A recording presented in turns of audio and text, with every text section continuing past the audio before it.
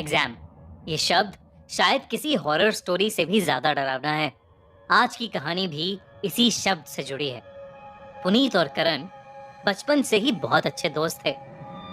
वो नर्सरी से लेकर 11वीं क्लास तक एक ही क्लास में पढ़ते आए थे और वो दोनों ही बचपन से पढ़ाई में थोड़े कमजोर थे, पर दोनों स्पोर्ट्स में बहुत अच्छे थे। पुनीत स्कूल की फुटबॉल टीम का कैप्टन था और करण डिस्ट्रिक्ट बैडमिंटन चैंपियन था। टूर्नामेंट्स में बिजी रहने की वजह से दोनों को ही पढ़ाई करने का बहुत ही कम टाइम मिलता था। पूरा साल कैसे निकल गया उन्हें पता ही नहीं चला और अब उनके फाइनल एग्जाम्स शुरू होने में सिर्फ 10 दिन बचे थे। उन दोनों का उन एग्जाम्स में पास होना बहुत जरूरी था, क्योंकि अगर वो फेल होते तो उनके पेरेंट्स उनके सारे स्पोर्ट्स छुड़वा देते। पुनीत और करण पढ़ने की कोशिश भी कर रहे थे, लेकिन पढ़ाई में उनका मन ही नहीं लग रहा था। एग्जाम में फेल होने का डर उन्हें सताया जा रहा था। ऐसे ही करते करते 9 दिन और बीत गए और अब भी दोनों के बहुत ही बुरे हाल थे। अगली सुबह एग्जाम था और ना तो पुनीत और ना ही करण को कुछ भी आता था। तभी पुनीत के दिमाग में एक आइडिया आया। उसने करण से कहा कि उस आइडिया में बहुत रिस्क है, लेकिन अब बस वही तरकीब थी जो उन्हें कल के पेपर में पास करा सकती थी। उनके स्कूल प्रिंसिपल का बेटा योगेश पुनीत का बहुत अच्छा दोस्त था। उसने योगेश को रात को फोन करके उससे उसकी मम्मी की ऑफिस की चाबी मांगी। योगेश ने दोस्ती निभाते हुए अपने घर की बालकनी से चाबी नीचे फेंककर पुनीत और करण को स्कूल के प्रिंसिपल ऑफिस की चाबी दे दी। पुनीत और करण का प्लान बहुत सिंपल सा था। वो जानते थे कि एग्जाम से एक दिन पहले ही क्वेश्चन पेपर प्रिंसिपल ऑफिस में आ जाता था।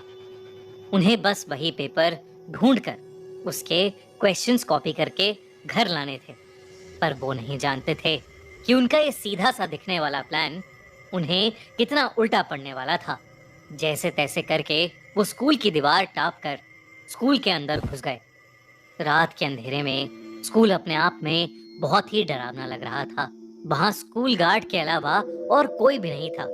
वो स्कूल गार्ड से छुपते हुए प्रिंसिपल ऑफिस तक पहुंचे और पुनीत चाबी से लॉक को खोलने लगा कि तभी करण को अपनी गर्दन पर थोड़ी ठंडी हवा महसूस हुई।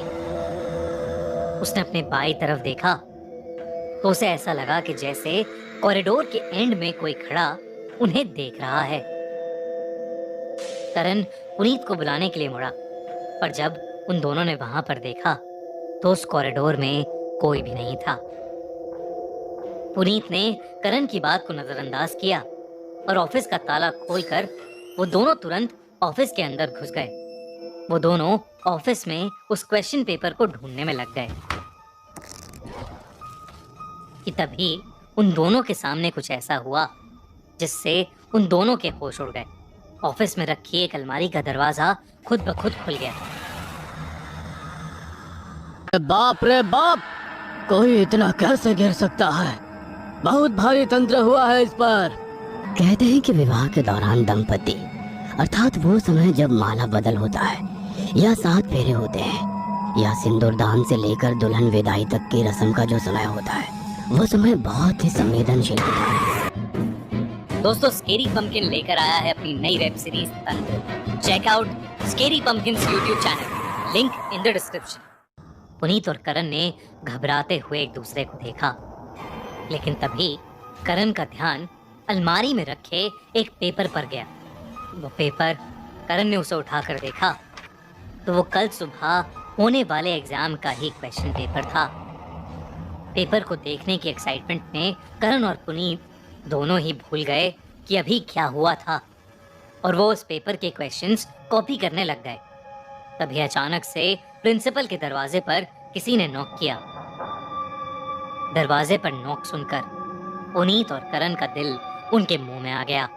उन्हें लगा कि शायद योगेश ने प्रिंसिपल मैम को बता दिया है और वो उन्हें रंगे हाथों पकड़ने यहाँ आ गई हैं। वो दोनों बिना किसी आवाज किए प्रिंसिपल डेस्क के नीचे छुप गए। दरवाजे पर हो रही ठक ठक धीरे धीरे बढ़ती जा रही थी। पुनीत और करण डरे सहमे बस वहीं छुपे रहे। देखते ही देखते कोई उस दरवाजे को अब जोर जोर से पीटने लगा था। ऐसा लग रहा था कि वो दरवाजा बस अब टूट ही जाएगा। पर तभी एकदम से सन्नाटा हो गया। दरवाजे पर हो रही ठक ठक एकदम से बंद हो गई।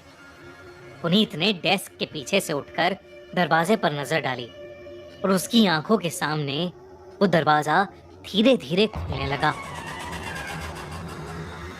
वो दरवाजा पूरा खुल गया, पर दरवाजे के उस ओर कोई नहीं था। जो कुछ भी हो रहा था वो पुनीत और करण की समझ से परे था। वो बस उस एग्जाम पेपर के क्वेश्चंस कॉपी कर कर वहां से निकलना चाहते थे, पर उनका वहां से निकलना इतना आसान नहीं होने वाला था। पुनीत और करण ने डेस्क के नीचे बैठे बैठे ही क्वेश्चंस कॉपी करना शुरू कर दिया। जितने भी क्वेश्चंस कॉपी हो सकते थे उतने क्वेश्चंस उन्होंने कॉपी किए और उस रूम से बाहर भागने लगे। पर वो जैसे ही कमरे से निकलने लगे, उनका पैर कहीं अटका और दोनों ही मुंह के बल नीचे गिर गए।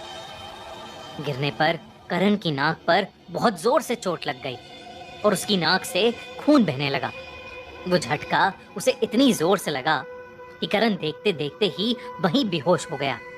पुनीत करण को देख ही रहा था कि तभी उसे अपने पीछे कुछ महसूस हुआ। उसने जमीन पर लेटे लेटे ही अपनी गर्दन को घुमाया तो उसे अपने पास नीले सड़े हुए पैर दिखे। उन पैरों में पस पड़ी हुई थी और वो देखने में बहुत ही ज्यादा भयानक लग रहे थे। करण ने हिम्मत करके नजर उठाई तो वहां एक आदमी खड़ा था जिसने उनके स्कूल के पीएन जैसे कपड़े पहने थे। उसका मुंह इतना सफेद था जैसे उसके शरीर में कोई खून ही ना हो। उसे देखकर ही पुनीत की चीख निकल गई। उस आदमी की दोनों आंखें पूरी तरह से सफेद थीं और वो बिना कुछ बोले बस वहां खड़ा हुआ था। इससे पहले कि पुनीत कुछ कर पाता, उस भयानक आदमी ने अपने हाथ में पकड़ा वाइपर सीधा पुनीत के सर पर दे मारा और पुनीत वहीं गिरकर बेहोश हो गया और वो भयानक आदमी कहीं गायब हो गया। अगली सुबह जब स्कूल गार्ड को कॉरिडोर में दो बच्चे बेहोश मिले तो बहुत हाहाकार मच गया। उस दिन का पेपर कैंसिल हो गया और प्रिंसिपल को पुनीत और करण की चोरी के बारे में भी पता चल गया। पुनीत और करण को उस दिन की शाम को जाकर होश आया और वो हड़बड़ाहट में अपने साथ हुआ हादसा बताने लगे। तभी उनके प्रिंसिपल ने उन्हें बीच में ही रोक दिया। उन्होंने कहा कि स्कूल में भूत प्रेत जैसा कुछ नहीं है। उनकी बात को काटकर प्रिंसिपल ने उनसे कहा कि उन्होंने जो किया है उसके लिए उन्हें सजा मिलेगी। पुनीत और करण को 11th क्लास रिपीट करने को कहा गया, पर पुनीत और करण उस रात को भूल नहीं पाते। उन्होंने सब लोगों को अपने साथ हुआ हादसा कई बार बताया, लेकिन सब सिर्फ उनका मजाक उड़ाते रहे। फिर एक दिन एक पुराने स्कूल के गार्ड ने उन्हें बताया कि करीब 20 साल पहले एक स्कूल पीएन की क्लासरूम में सफाई करते हुए मौत हो गई थी। उस गार्ड ने यह भी बताया कि अब उस क्लासरूम की जगह पर प्रिंसिपल का ऑफिस बन गया है। पर उस पीएन की मौत के बाद उस पीएन को कभी देखा नहीं गया और ना ही कोई भूतिया किस्सा उस गार्ड को कभी सुनने में आया। लेकिन उस गार्ड की बात को सुनकर पुनीत और करण की हालत खराब हो गई।